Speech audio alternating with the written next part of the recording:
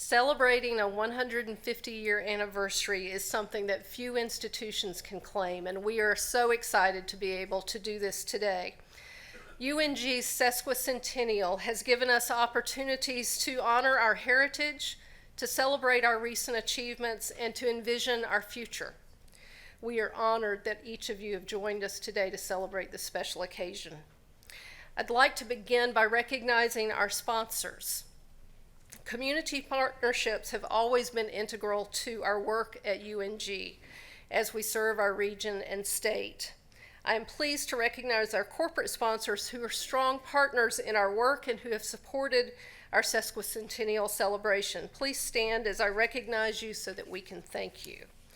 Our platinum sponsor is Conditioned Air Systems, represented by Andy Kalanauskas.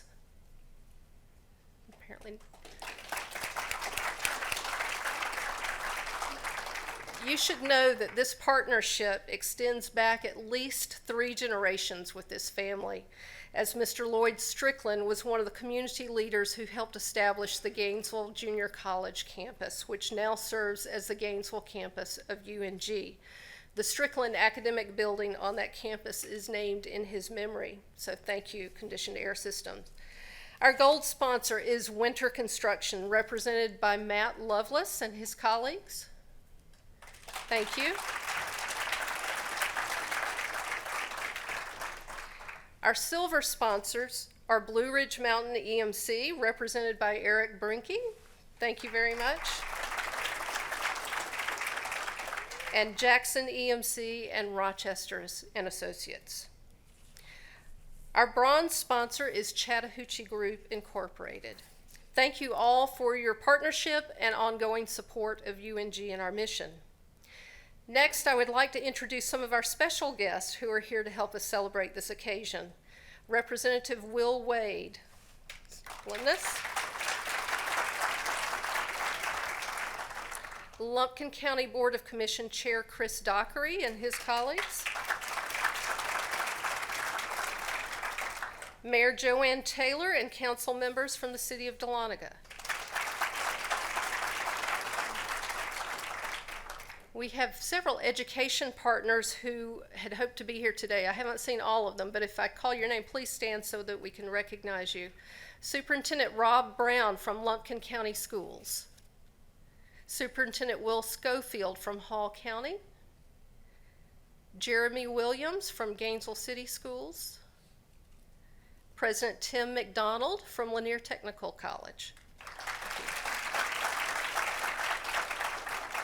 And Dr. Stephen Pruitt from the Southern Regional Education Board, and Dr. Pruitt is an alumnus as well and here in that capacity. It's a special honor to recognize our next guest, Miss Ann Chenault of Gainesville. Ann is the granddaughter of former North Georgia College President Jonathan Clark Rogers, for whom Rogers Hall on this campus is named. Ann, thank you for being here. There are numerous alumni and community members here representing a variety of advisory boards to the university and our colleges and special interest groups that support UNG's mission. We are grateful that all of you are here today. But I'd like to particularly recognize the UNG Foundation, which has provided invaluable support for our Sesquicentennial celebrations. If you're a member of the Foundation's Board of Trustees, would you please stand so that we can thank you for your leadership?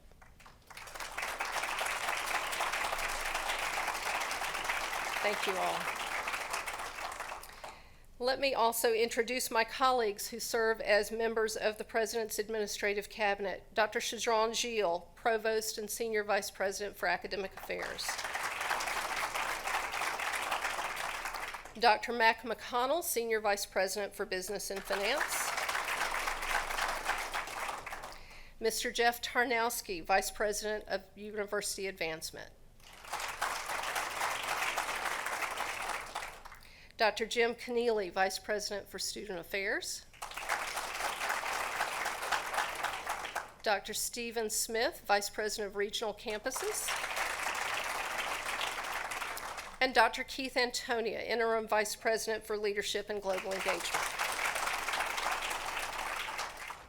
And finally, but certainly not least, I would like to introduce President Benita Jacobs and her husband Glenn.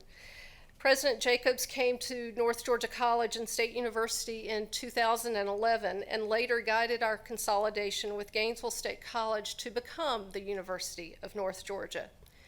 Over the past 12 years, President Jacobs has led UNG to new heights of excellence, and she will share details and highlights of some of our recent achievements. But know that she has challenged us to think big and has helped UNG realize significant potential, all with the goal of creating more opportunities for our students, for increasing educational attainment and economic development through our region, and better serving our region, state, and nation. Please join me in welcoming President Benita Jacobs to the stage.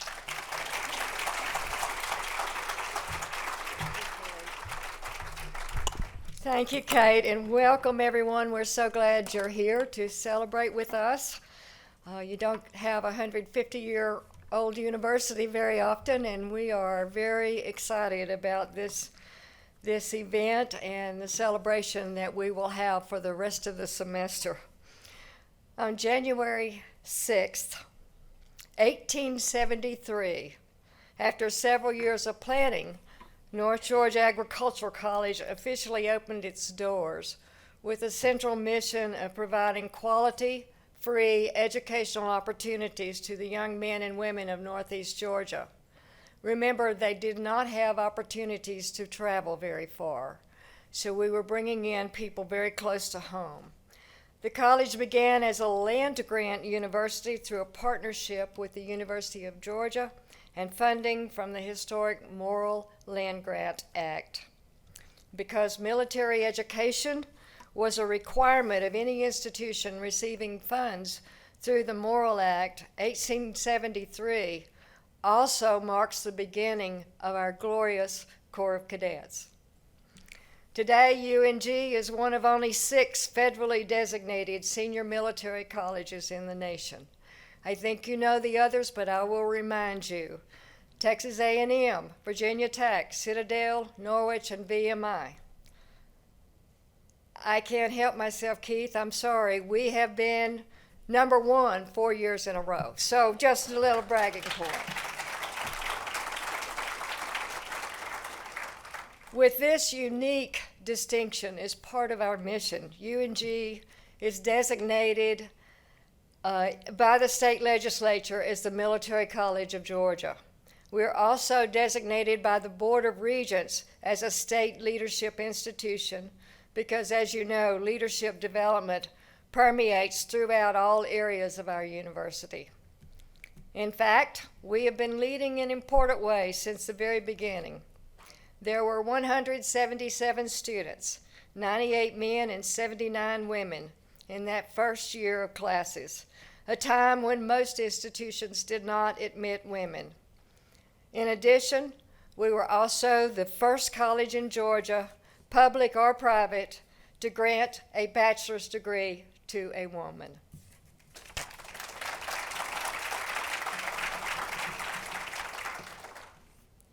Similarly, when Gainesville Junior College opened in 1964, visionary community leaders sought to fill a need for accessible quality higher education for students in Northeast Georgia. You can see the similarity there.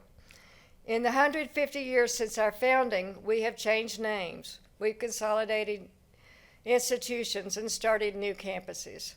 However, our commitments to quality, affordable, and leadership development in higher education opportunities remain unchanged. In fact, that thread ties our institutions together with the same cultural values, regardless of decade, legacy institution, or home campus. 10 years ago, in 2012, the consolidation of North Georgia College and State University and Gainesville State College, both exemplary institutions, created potential to broaden our impact. I wrote to our university community to encourage them to imagine the future, to imagine what we can become as the largest serving institution in this region of the state. Imagine what we can become as we create an expanded workforce to attract more businesses so that our students who want to stay in Northeast Georgia will have an opportunity to live and work here. To imagine the impact we could have on regional economic development. To imagine the legacy for generations of students, and to, again, imagine what we can become. And we have wonderful employees, and the alumni are outstanding. And they had all kinds of imagination of what we could become. And they have stepped up with guidance, with contributing to scholarships, and with helping so many of our different programs along the way. So all alums, please stand up.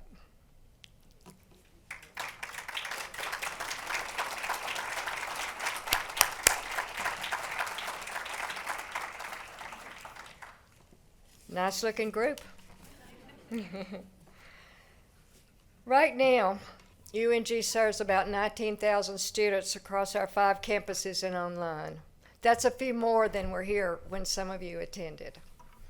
We enroll students from nearly every Georgia county, 45 states and territories, and 85 countries.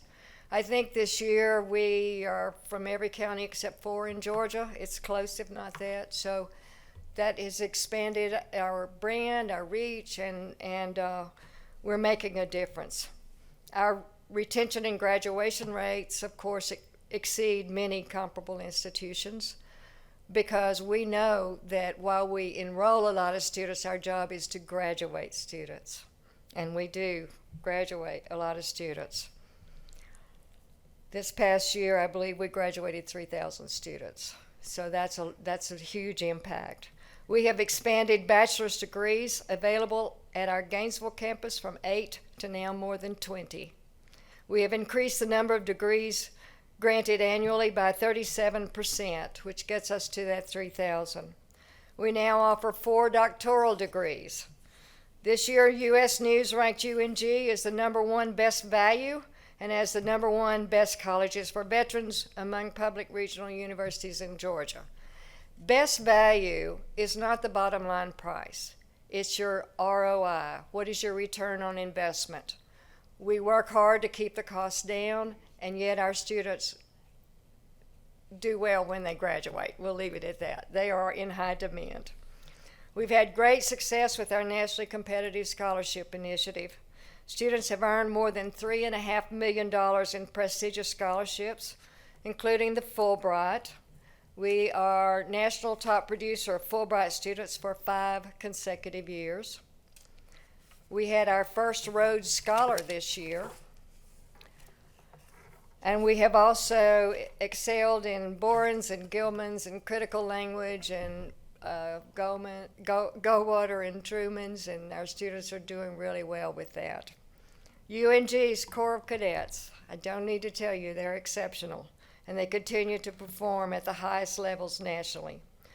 We commissioned 125 cadets as Army Second Lieutenants last year, exceeding any other year in university history. Our Ranger Challenge team was the top ROTC unit in the nation for the 4th consecutive time. I think I'm repeating that. At the Sandhurst International Military Skills Competition at West Point. And 4th overall against teams from around the world and the U.S. service academies. You know, I can't keep it secret anymore. You know that I'm an Aggie. But I can tell you the joy I feel when we come in first. So it's very exciting. Support from external grants has increased 40% to more than $7.2 million last year. That's external funding. It allows us to do research projects, which is then allows students to learn even more in the classroom.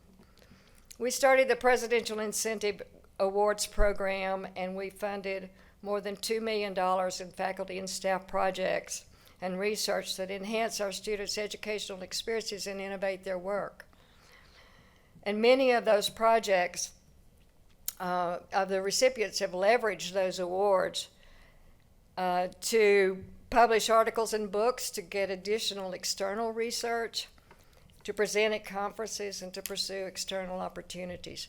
That is all good for the educational environment. Research expenditures, the national standard for research activity, will likely surpass $2.23 million this year, a 36% increase over 2016. The growth in research activity and graduate programs have placed UNG on a trajectory to be classified as doctoral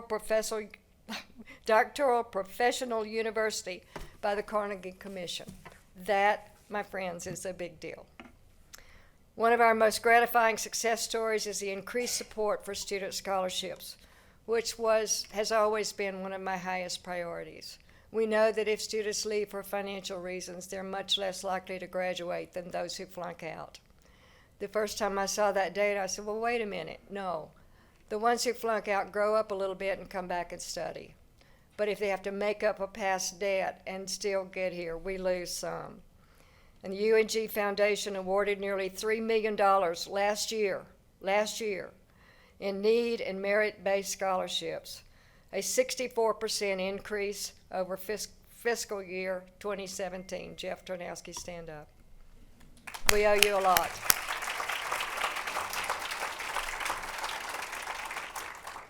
It's critical to have financial support and community partnerships to go beyond scholarships. Northeast Georgia Health System made a significant and generous commitment that will increase the number of nurses in this region by 280 over the next 5 years. And we are working with Northside Hospital to develop a similar partnership. Support for athletics has enhanced the Convocation Center and the Haynes and Carolyn Hill Stadium, and scholarships to ensure that UNG can support our students athletes at what is one of the best NCAA Division II athletic programs in the nation.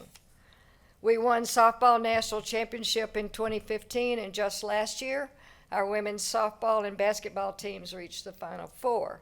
The men's golf team competed in NCAA D2 National Championship Tournament, and we hosted the D2 Women's Golf National Tournament in Gainesville. They're doing well.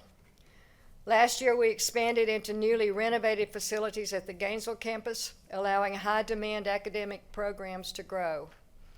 This fall, due to the transformational private support from Mike and Lynn Cottrell and many corporate donors, we opened the Cottrell Center for Business Technology and Innovation on the Dahlonega campus to prepare the next generation of business leaders. If you have a chance to walk through, please do so.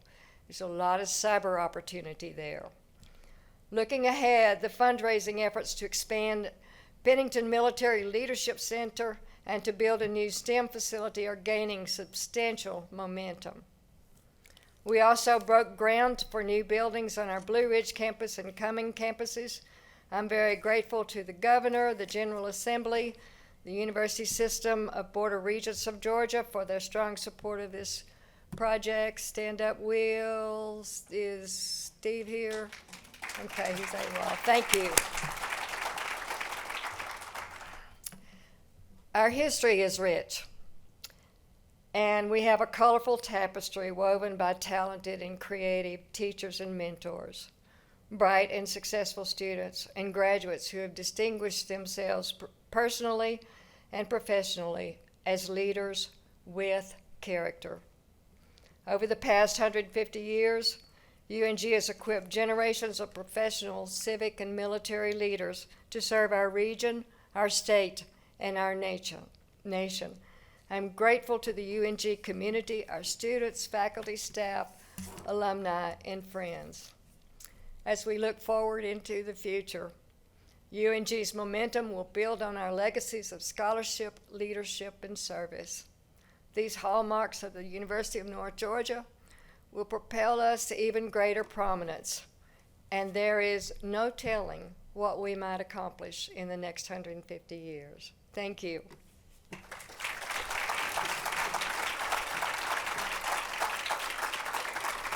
Before I exit, I want to thank you for enduring my voice. It's been a tough time for all of this whatever's going on.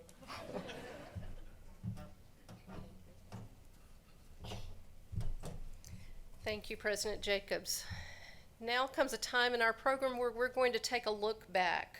Today's program commemorates UNG's official start, the first day of classes on January 6, 1873. And while we can't travel back in time to see what that day was like, we can do the next best thing. Our next speaker will be addressing us from the university's 10th anniversary in 1883, when it was known as North Georgia Agricultural College. That speaker is the man who shepherded the college and its students through modest beginnings, increasing success, a tragic fire, and even attempted duels. Please welcome, speaking from January 6, 1883, our first president, Colonel David W. Lewis. 10 years. Can you believe it? 10 years have passed since our first day of instruction, our decennial celebration. 10 years. It is a time for reflection. And that is why I carry in my hand my journal, like a de Medici in Florence during the high Middle Ages, who kept their book of hours and jotted down things of interest to them, made sketches. Although I do not claim to be a de Medici, I too scribble away quotes, interesting facts, cut and paste clippings from the newspapers, keep old college commencement programs from both my alma mater, Franklin College at the University of Georgia, and of course, my beloved college here in the North Georgia Hills. 10 years, decennial celebration. Is it possible that we dare look to a time where it might be the Sesquicentennial celebration? We can look towards that future, but today, I would like to glance back 10 years ago. Now, you must forgive me as I glance back if I don my spectacles. As another first president, George Washington, said when he addressed his officers bidding them farewell at Francis Tavern, "Not only have I grown old and gray in your service, I have also grown somewhat nearsighted." Now, let the record show, I am a lawyer, let the record show that I am not comparing myself and my travails to those of George Washington. He founded a country, I merely founded a college. Also, let us do remember, his foe was the British. Mine is the Board of Regents.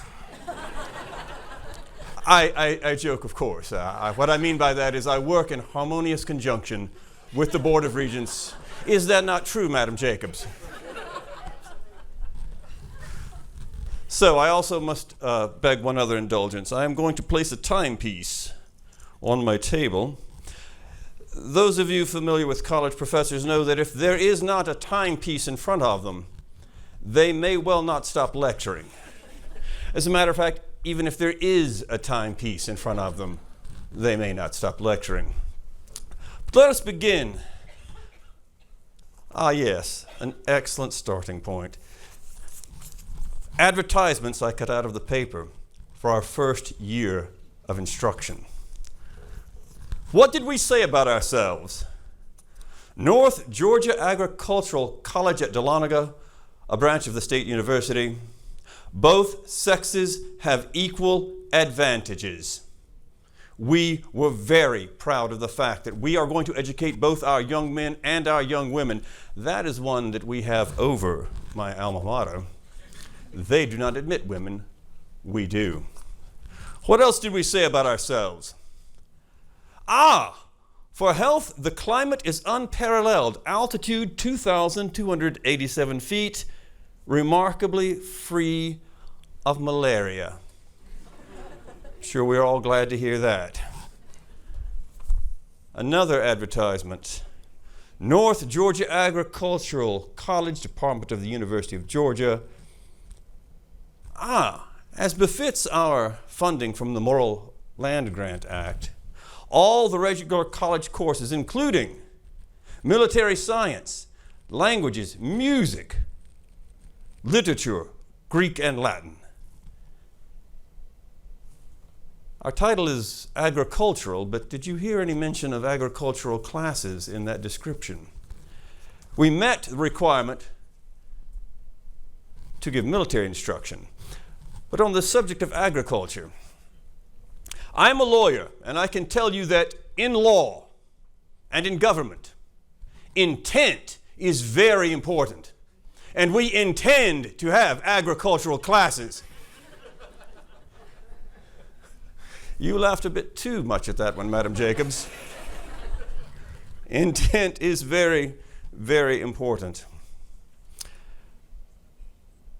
It may surprise you that we had to have bureaucratic niggling to get our funding. I am certain that by our sesquicentennial, that will not be the case. But speaking of our education, speaking of the curriculum, it behooves us to remember what is the purpose of education in the first place. And if it comes from the government, I have a quote here that I wrote down some years back. Common education is the very first and greatest of all the objects of government. Common education is the very first and greatest of all the objects of government. I have another one below here. Poor education on the heads of the people. You owe them that baptism. That one is dear to me because it was uttered by the president of the Georgia State Agricultural Society in our meeting of August 1876. I attend those meetings quite assiduously. All jest to agricultural aside, I am a farmer. I own a farm. I go to the Agricultural Society meetings. They are fascinating. One learns about variegation in cabbage, how to eradicate beggar lice. Do grasshoppers prefer crabgrass or ragweed to nest in? Now, some of you look absolutely stupefied by that. Some of you may be professors. I would ask you to remember that others may look upon your discipline with the same stupefaction. My point here is the curriculum must be appropriate to the institution. The subjects I just outlined are appropriate for the Georgia Society of Agricultural Sciences. The curriculum must be appropriate for what we are doing here in Dahlonega. Yes, we focused on liberal arts education, military science, and we will have agricultural education. It is not a joke to me, though I am fully cognizant of the absurdity of our situation with it in our title and not in our class. But I looked to my alma mater, Franklin College and the University of Georgia, when structuring our courses of instruction. But not just in structuring our courses of instruction. I also have in my journal various programs from commencement exercises, graduations and such, particularly the entertainments that are offered on these festive days. This is the August 5th, 1868 commencement. Part of the musical entertainment that day was a song called The Ballad of Ham Yancey. And if a liberal arts education does not prepare you for anything but appreciating this song, it has no value. I wrote the lyrics down. Of all the meanest curs around, Ham Yancey's match cannot be found. For though his beauty may entrance a likely maiden at a glance, yet he will not fail to give offense to those who seek from him a little sense. You've been there, sir, I see. So I looked to other guides, brought them over for our curriculum and our entertainments. Here is our first commencement program, July of 1876. We had as our musical entertainment a song called The Mule Stood on the Steamboat's Deck. I will not give you the entire of it, but the first lines. The mule stood on the steamboat's deck and brayed for all to hear, as though a candidate for office in an election year. I will let that one speak for itself. I am keen on music, be it what might be considered lowbrow, but I also have here in my journal, I believe they're right here.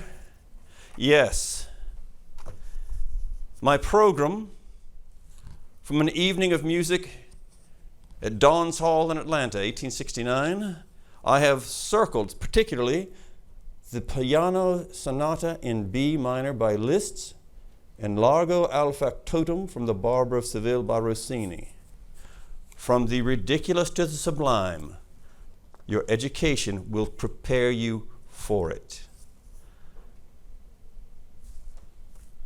That's a quote I wrote down. From The Merchant of Venice, the man that hath not music in himself and is not made with concord of sweet sounds is fit for treasons, stratagems, and spoils. Let no man trust him. That is particularly appealing to me because it is from The Merchant of Venice, a play about lawyers and bureaucratic niggling, but also about music. Another quote I'm reminded of from Mr. Shakespeare, Twelfth Night, I believe. Music has such charms to soothe the savage breast. There have been times in my tenure here that when the savage breasts of our students needed soothing, none more so than in our very first freshman year, when two students attempted a duel. I say attempted because that is precisely what it was. Let me see if I can find, yes, the newspaper account from June of 1873. There are many conflicting accounts of the affair, but the facts seem to be as follows. D.J. Underwood of Hancock County and V.R. Butt of Union County, hitherto warm friends, became suddenly estranged in consequence of unfounded threats, which each was told had been made by the other, without letting anyone know how matters stood between them, and each believing that he would be attacked by the other, they armed themselves with repeaters.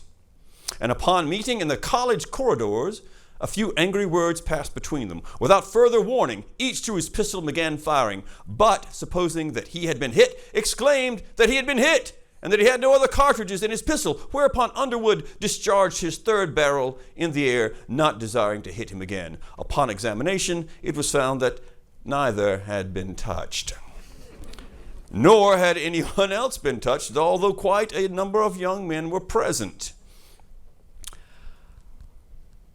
I blush to say that I have a reputation of being somewhat easy on my students when it comes to discipline. So on this occasion, they were passed along to the Honorable W.P. Price, President of the Board for Discipline, and the full board then did discipline them. They were required to come and apologize in person before the board. Underwood did not apologize because he had decided that discretion was the better part of valor and had left our institution. Mr. Butt did attend, and the same helpful source newspaper says he bore the punishment with unsurpassed manliness. Our friendship for him has increased, and his nobleness of character has won for him the united friendship of trustees and students. I will say, however, that in our next catalog for incoming students, we had inserted the clause, a student who shall offer or accept a challenge to fight or in any way aid, abet, or promote a duel or upbraid another for declining to fight shall be expelled. And so we carried along with no further duels or attempted duels, and made it indeed to our first graduating class, 1788. 11 students, 10 fine young men, and 1 fine young woman. A certain Miss Willie Lewis, my daughter. Yes, you can applaud a woman graduating. That is not out of course. And of course, the musical entertainments for the commencement. In their same helpful source, the local newspaper, Monday night, the Gainesville String Band, assisted by Miss Fannie C. Lewis. The daughters keep appearing, trust me. Dispensed music for the occasion. There were many recitations by the charming girls, and the sound of whom have become distinguished. So we managed to make our way through 5 tumultuous years, achieve our first graduating class, and then in the December of that same year, the college burned down. Well, not the entire thing, but the main building, the Mint, where I was living, by the way, with my family, burned. There was no arson or maliciousness. It seems to have been purely an accident, perhaps starting in the kitchen. But as the fire raged, we were throwing the college library out the window, books that I had donated myself, attempting to save whatever could be saved. We managed to salvage quite a bit. And it is a testament to the spirit that animated the founding of this college that we were able to raise the funds and rebuild the building and continue operations, and we have now reached our biennial.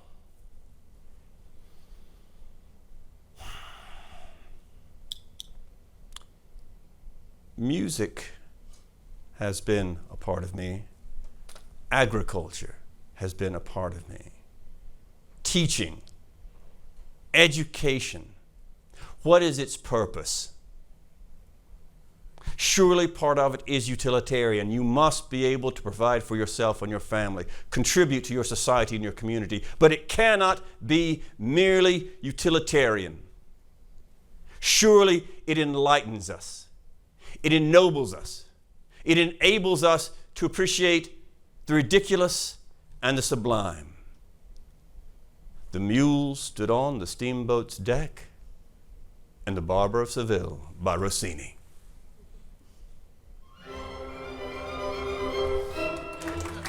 I thank you.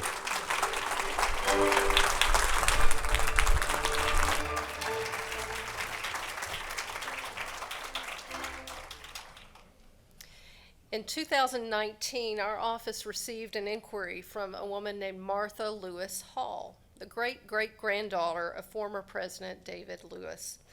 She wanted to donate some family artifacts and documents to the university, and upon receiving the artifacts, my next call was to our next speaker, Allison Galloop, who is UNG's Special Collections and Digital Initiatives Librarian. Allison has been a key member of our Sesquicentennial Committee, and she will come forward now to tell us about some special exhibits that we're excited to showcase today. Allison?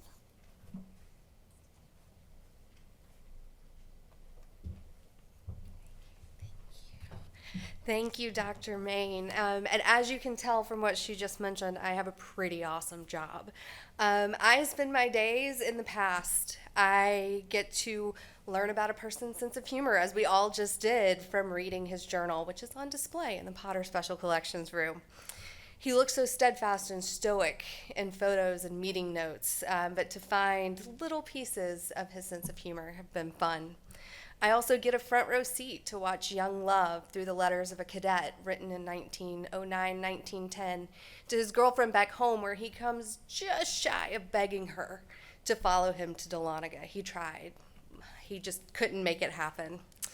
And I also have gotten to track or trace the construction and evolution of an institution that has stood for 150 years. All of that is possible because of the Special Collections and Archives mission. Our task is to serve as the institution's memory. We collect, preserve, and make available to students, faculty, staff, alumni, and the community the records detailing the history of the institution. Now, we do go beyond that, so that is the core of our mission, but we also collect local history, military history, and local industry as well. So what you see today in the display cases here and in the Potter Special Collection Room is a very, very small portion of our collection. The exhibit cases here to my left trace the history of the institution, starting with founding all the way through the development of the Blue Ridge campus. These materials include key documents, so we have newspapers from students, we have photographs, and we have letters from SACS giving us the ability to open a new campus, or in the case of Gainesville State College, award 4-year degrees. And these materials are on display in the library here through the end of the Sesquicentennial celebration, so they'll be up through August of 2023. In the Special Collections Room, the Potter Special Collections Room, we have what I hope is a little more exciting. So all of those materials you are welcome to touch, pick them up, read them, flip through the books, and really find a way to connect with our history. Included in these materials is the journal that Colonel Lewis was talking about. So if you want to see the first program from commencement, that is available in there and you're welcome to use it. We also have a die with the North Georgia seal, North Georgia College seal, and you are welcome to give that a shot too. I will tell you, it takes way more pressure to make that thing work than you think it does. So press hard, it's cast iron, it can handle it. We have scrapbooks, student handbooks, and blue books from the Corps of Cadets. So if you want to see what the rules and regulations were for the Corps around the turn of the century, those are available as well. So we hope that you enjoy it, and please spend some time in there flipping through things. Thank you.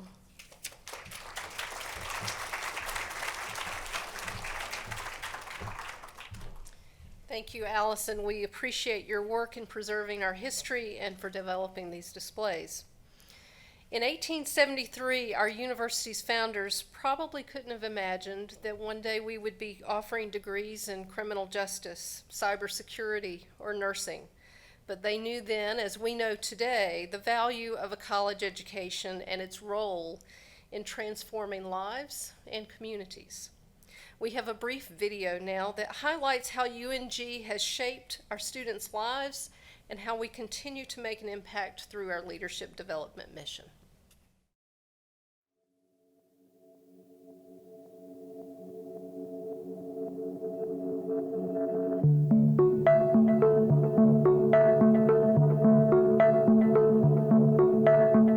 North Georgia was formed under the Morrill Act as North Georgia Agricultural College in 1873.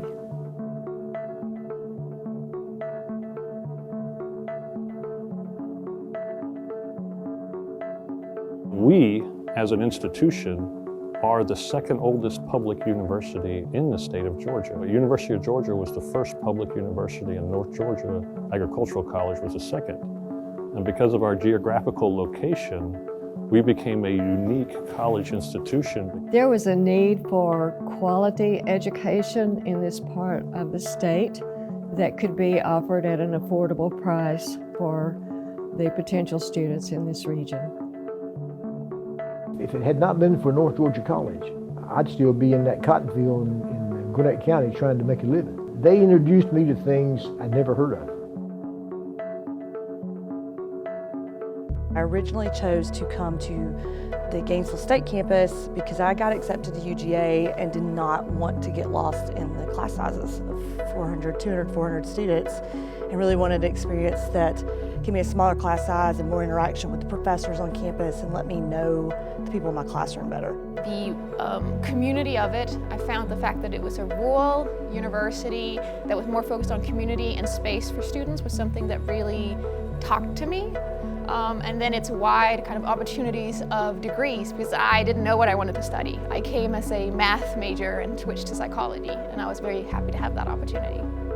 I've had students who transfer to UNG from large state schools, and they just tell me how different it is, how much they don't feel like they're a number here, how much they feel like they get to know their professors and how approachable the professors are, which frankly is not something I had. I went to a big university as well. I didn't have that either. So I think the personal interaction with professors is one thing that really makes us stand out. I have had professors who have mentored me through my degree. I've had professors who have taken the time to do mock interviews or mock conference presentations for me to feel prepared and comfortable. I think there isn't a college, actually, where I don't have a professor that has really helped me out. The thing I think I like the most about the professors at UNG is that it was a really good blend of academic and real-world perspective. I'm very focused on developing the skills that will make them successful after college. Getting my students to be able to think critically, to look at data and analyze data, to really start thinking like scientists, because that's what we're trying to prepare them to be, biologists. And beyond that, I feel like a lot of our professors tend to teach in a way that makes students be more independent, and therefore that can help them become better leaders in the future. I've had some unique experiences with professors going like, you can apply this beyond. And that's been like one of the biggest gifts of being at UNG, is that I felt like I've had the safe space to experiment and really learn practically as a leader, and then had professors encourage me and say, okay, now go apply that beyond this community. We were designated a state leadership institution by the Board of Regents, and we take that designation very seriously. We know that leadership is a key component for our Corps of Cadets, but it goes beyond that. It goes to leadership programs in our colleges and schools. It goes to leadership programs in student affairs, through student government. Student athletes focus very heavily on leadership, while also maintaining exemplary grade point averages. When you look at leadership and service, that's what the Corps of Cadets is all about. And the Corps of Cadets, we call our organization the Boar's Head Brigade. And the motto of the Boar's Head Brigade is truth and wisdom. So we're always seeking the truth and always seeking excellence in education. So to celebrate the 150th anniversary of the founding of the University of North Georgia is also to celebrate the founding of the Corps of Cadets. I'm very into advocacy and development when it comes to leadership, and I believe in transformational leadership and what other people are taking in from the things you're putting out. How beneficial is it to them? And so in my career pursuit, I think my approach and my journey into the leadership experience here at UNG will ultimately help me become, unique in my career pursuit. We lead in fine arts at UNG through having students who go out into the world prepared to work in a field of their choice in the visual arts. I think that especially in the 20, 30 years that I was working at North Georgia in art education, most of our art education graduates got jobs immediately in teaching art when they graduated. Many of those students have been Teachers of the Year in their own schools, so they've become leaders in their school and guides for their students. The students here are much better prepared to be lieutenants than they are from any of the other schools. At North Georgia, it's a world situation, and we can see how well they perform when they go on active duty. The fact that we graduated a female in a time when women were not allowed to go to college kind of set the tone for the Corps Cadets. Because of our history, we as a culture, as a Corps Cadets culture, have a much more diverse population inside our Corps. And we're used to working with people of different backgrounds. And that's the way it should be. And I think it makes for a very enriched leadership development experience. We've been producing leaders for 150 years now, and I think being here so long, we've perfected the art of creating good leaders, and that's really what makes UNG a leadership laboratory.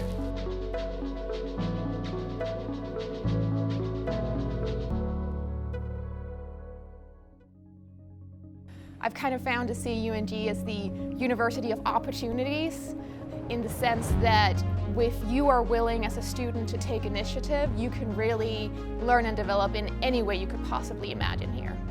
There's something for everyone that goes to this school. And a great example of that is the opportunity for first generation students. One thing I love about UNG is, and particularly the Gainesville campus, is the focus on really creating opportunities for first generation students to be proud of the fact that they're first gen, first of all, and to find leadership roles and voices. And so this school has done a really great job at creating extracurricular activities, Greek, ROTC, something that has to do with your major, and saying there's an opportunity for you to lead in any way you want to. And I tell people all the time, especially people that graduate from this campus, that just because the name on the outside of the signage has changed does not mean that this campus or this culture or the opportunities to reinvest has gone away. We are on an amazing trajectory. The accomplishments that our faculty, staff, and students have had, the attentiveness from our alumni, the reinforcement of our values, of our cultures has been remarkable. And I am going to be excited to watch the university continue to grow and prosper, as I know that it will. Happy birthday, UNG. Happy birthday, UNG. Happy birthday, UNG. Happy birthday, UNG. Happy birthday, UNG. Happy birthday, UNG. Happy birthday, UNG. Happy birthday, UNG.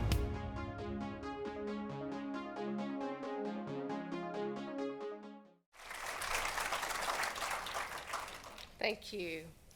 One of the first projects undertaken to commemorate UNG's Sesquicentennial was the development of a collection of essays about our history, our present, and our future. This work was led by Dr. Catherine Adams, an assistant professor in our College of Education and the coordinator for UNG's doctoral program in higher education, leadership, and practice. Please welcome Dr. Catherine Adams.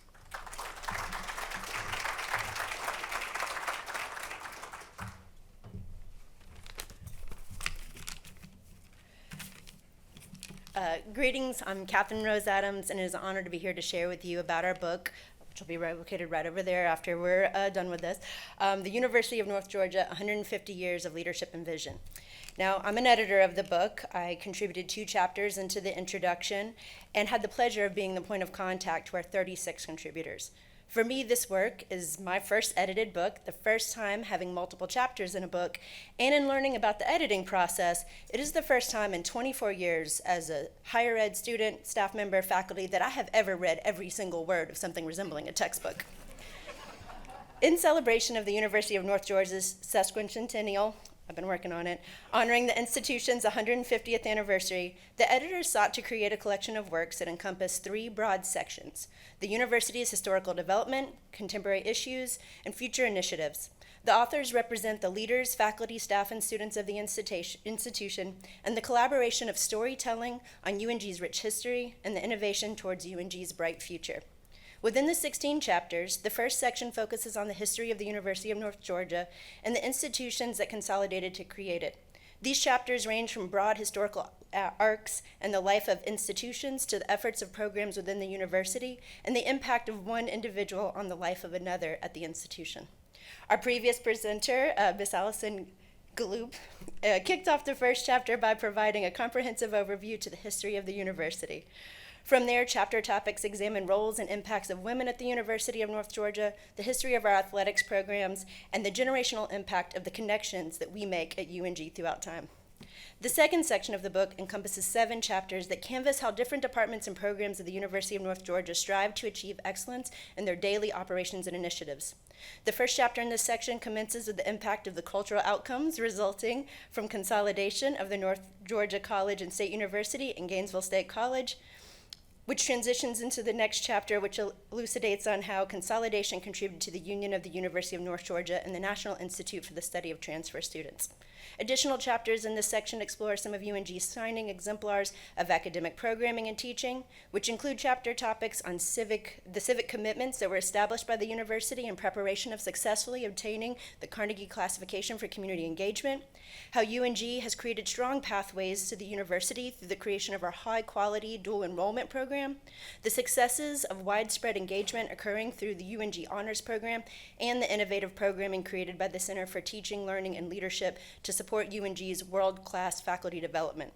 This section concludes with a demonstration on how an inevitable collection of programs affiliated with UNG's Corps of Cadets not only offers cadets transformational educational experience, but also serves to broaden their horizons in a globalized age where cultural competencies and international understandings are critical for effective military leadership.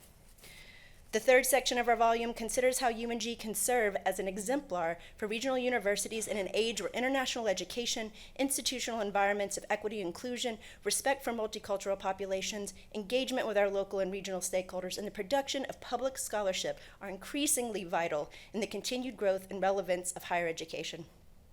These concluding chapters include topics on the future of our institution's internationalization, the importance of instilling social justice and equity mindsets throughout the university, how university committees are developing organizational structures to both supplement current diversity efforts and anticipate the needs of the future generations of UNG students, as well as an examination of university presidential leadership and reflection of empirical research conducted here at UNG, partnered with Dr. Jacobs' experience and wisdom in leading the University of North Georgia. In the final chapter, my co-editor, Dr. Michael Lanford, articulates the scholarly agenda for University of North Georgia by contending that public scholarship is vital for UNG to articulate its societal importance to contemporary stakeholders.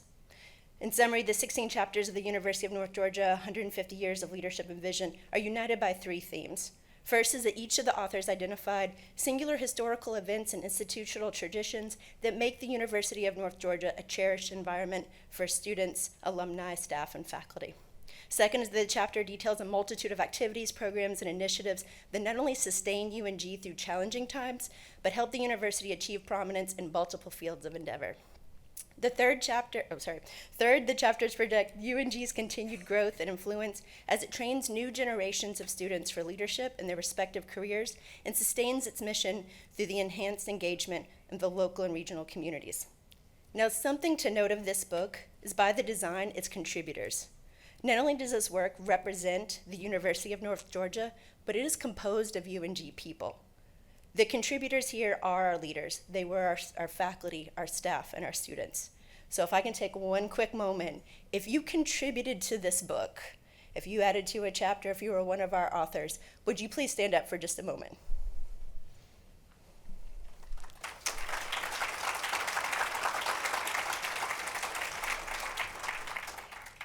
I'm so proud of all of you.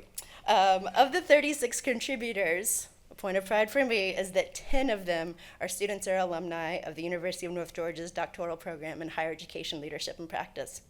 Now, one thing that my family, my friends, anyone who meets me for 5 minutes, Clark, knows about me is I love to talk about this program. I'm proud of this program in a way that, the HELP program is UNG's first dissertation-based doctoral program, and our students contribute to the growing research body at UNG. We seek to align with the value and mission of UNG in our program, which is what can be seen in this book. As our call for proposal, actively engage student collaboration through welcoming multi-authored pieces that were produced in partnership with students. Having students reflect and analyze important topics of higher education through the focused lens of the University of North Georgia connects one of the things our institution does best, teach through engagement.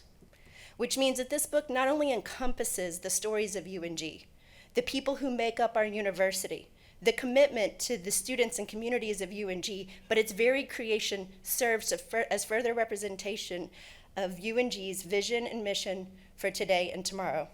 Thank you so much for allowing me to share with you on behalf of my co-editors, all of the contributors in the UNG Press. Thank you very much. Please don't forget to take a look at the book. Thank you.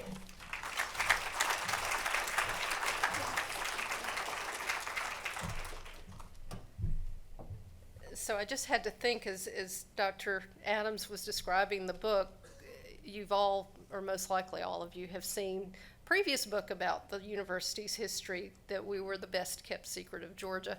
Hopefully your book will make sure that we are no longer the best kept secret in Georgia, so thank you very much.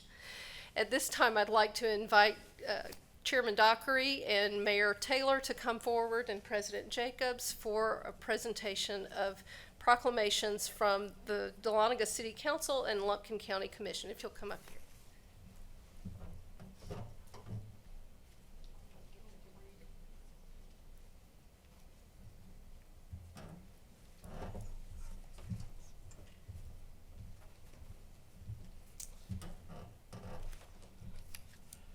Dr. Jacobs, distinguished guest, it's an honor to be here. It's an honor to represent the Lumpkin County Board of Commissioners.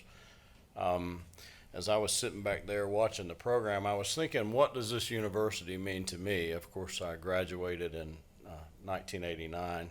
Seems like yesterday. But in the video, Colonel Lord made the comment that if it wasn't for North Georgia, that he would still be in the cotton fields. And I think that kind of resonates with me. I grew up here in Lumpkin County. My dad was the postmaster here for 32 years. So obviously as a little boy, I was always around North Georgia. We came to basketball games. I was always here. And I always looked up to those cadets. I looked up to those students. I looked up to the faculty, the staff, the whole 9 yards. But it kind of gave me that drive, that focus that maybe otherwise I wouldn't have.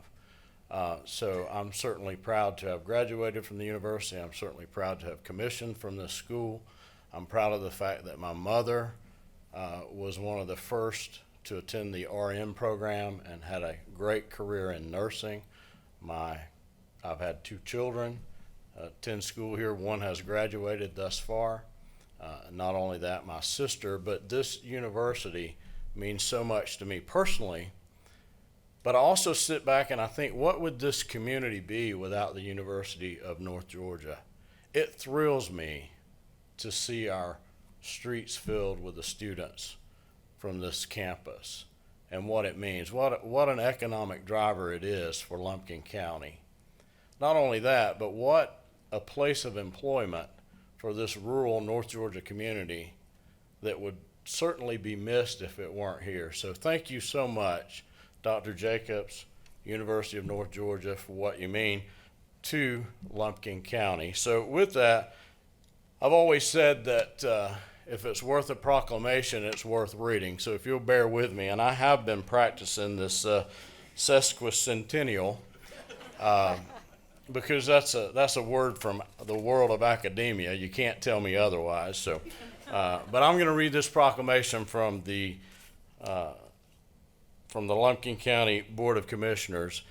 And this is a proclamation of recognition, University of North Georgia's 150th anniversary. It's whereas on January 6, 1873, North Georgia Agricultural College officially opened its doors with a central mission of providing quality, free educational opportunities to the young men and women of Northeast Georgia.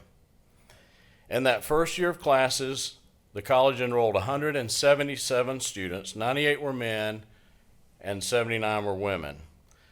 At that time, when most institutions did not even admit women, it was also the first college in Georgia to grant a bachelor's degree to women, and whereas the college began as a land-grant university through a partnership with the University of Georgia and funding from its historic Moral Land Grant Act, because military education was a requirement of any institution receiving funds through the Moral Act. 1873 also marked the beginning of the college's Corps of Cadets, with the college later earning a federal designation as one of only 6 senior military colleges in the nation. And whereas due to its much wider scope of academic programs, the college was reclassified as a state university in 1996 and renamed North Georgia College and State University. In 2013, the university consolidated with Gainesville State College to become the University of North Georgia, eventually growing to 5 campuses serving nearly 19,000 students. The university attracts students from nearly every Georgia county, 46 states, and 87 countries, and has an annual economic impact of $755 million on our region.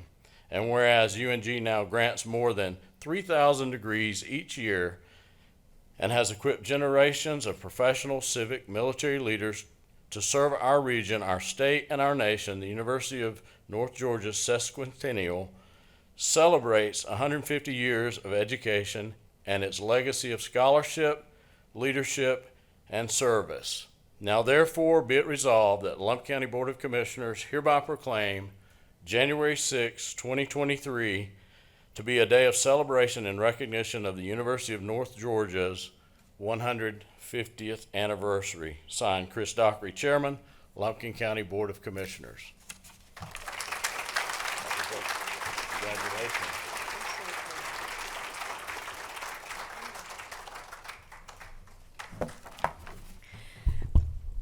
Well, if you are believers in the school of tell them what you want to tell them again, and finally tell them, you are all going to be greatly enriched students and be able to explain to anyone you meet the entire history of this great institution.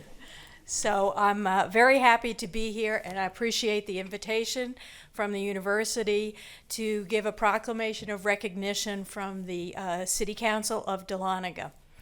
And in copying Mr. Dockery's style, I will also read it, because if it's worth getting a proclamation together, then everybody should hear it. So whereas on January 6, 1873, after several years of planning and effort, North Georgia Agricultural College officially opened its doors with a central mission of providing quality, free educational opportunities to the young men and women of Northeast Georgia, many of whom could not afford to travel great distances for education. And whereas the college began as a land-grant university through a partnership with the University of Georgia and funding from the historic Morrill Land Grant Act. And whereas because military education was a requirement of any institution receiving funds through the Morrill Act, 1873 also marks the beginning of the university's Corps of Cadets, and the university later earned a federal designation as one of only 6 senior military colleges in the nation. And whereas in that first year of classes, the college enrolled 177 students, 98 men, and 79 women, at a time when most institutions did not admit women, North Georgia was also the first college in Georgia to grant a bachelor's degree to a woman. And whereas today, the University of North Georgia is a leading public regional university serving 19,000 students online and at campuses in Dahlonega, Gainesville, Oconee County, Cumming, and Blue Ridge.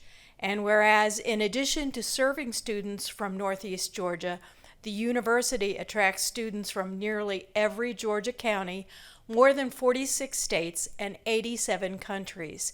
And whereas the University of North Georgia now grants more than 3,000 degrees each year and has an annual economic impact of more than $755 million on the region, and whereas the University of North Georgia has equipped generations of professional, civic, and military leaders to serve our region, our state, and our nation. And whereas the University of North Georgia has equipped generations of whereas the University of North Georgia's Sesquicentennial celebrates 150 years of education and its legacies of scholarship, leadership, and service. Now, therefore, be it proclaimed that the City of Dahlonega City Council hereby proclaims January 6, 2023 to be a day of celebration in recognition of the University of North Georgia's 150th anniversary. In witness whereof we have set our hand and caused the seal of the City of Dahlonega to be affixed on this third day of January 2023, signed by Mayor Joanne Taylor. Congratulations on this great event, and thank you so much for including us in the celebration.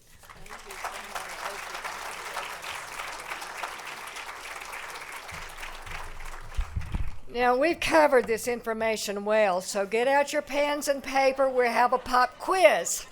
The pop quiz is coming now. I do want to add a footnote that you're hearing we make Dahlonega better. Know that Dahlonega makes us better as well. Our students are mesmerized when they come to visit, and I greatly value our relationship with the county and with the city. They're tremendous partners to the university, and I salute you. Thank you.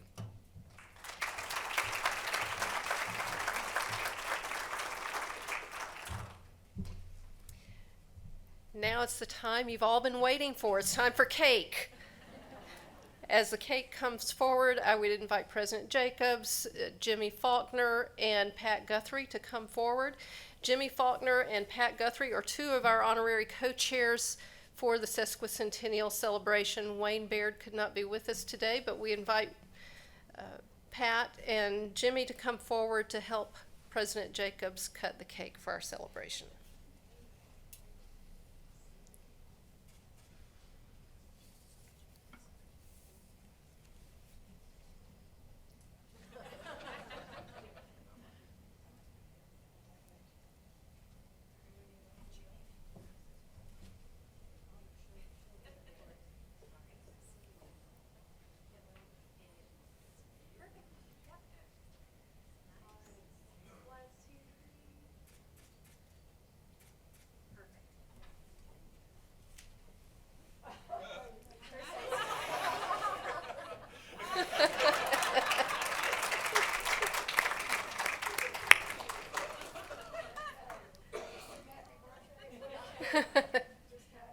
Just cut.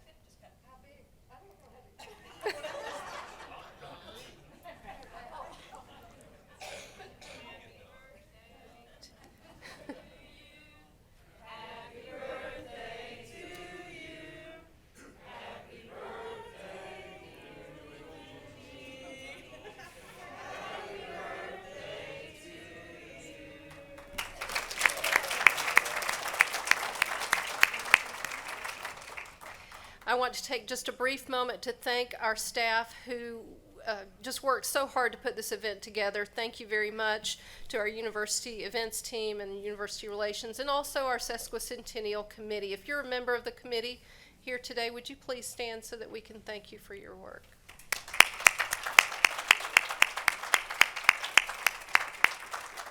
Thank you all.